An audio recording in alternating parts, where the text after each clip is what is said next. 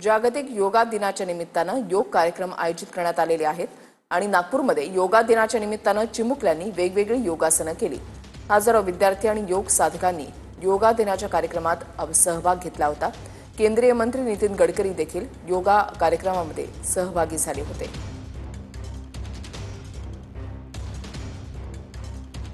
जागतिक योगा दिन तू सुंदर प्रात्यक्षिक सादर केलेले खूप जास्ती म्हणजे चांगलं वाटलं परफॉर्मन्स करून आणि आम्ही खूप दिवसापासून याची प्रॅक्टिस करत होतो। खूप दिवसापासून आमचं हे प्रॅक्टिस सुरू आहे की आज आम्हाला परफॉर्मन्स करायला पाहिजे होतं आणि खूप मोठा प्रोग्राम केला आहे, तर आम्हाला खूप चांगलं वाटत आहे। किती दिवसापासून तू योगा करतोय? मी 10th स्टँडर्ड 4 मी योगा करत आहे आणि मला इथे खूप चांगलं वाटलं। जर मी म्हणजे इथे आमची प्रॅक्टिस आमची मेहनत हे झाली तर आम्हाला चांगलं वाटलं थोडं इथे। कुठले कुठले योगासनं तू करते आणि किती गरज आहे योगाची आजच्या तरुणांना सगळ्यांना करण्यासाठी?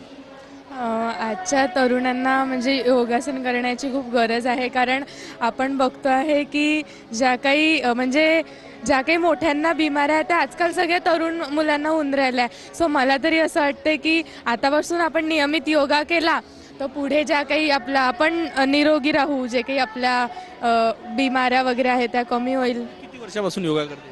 मी जेव्हा 4th स्टँडर्डमध्ये होती तेव्हापासून। सचिन सयामसह गजानन उमाटे, TV9 मराठी, नागपूर।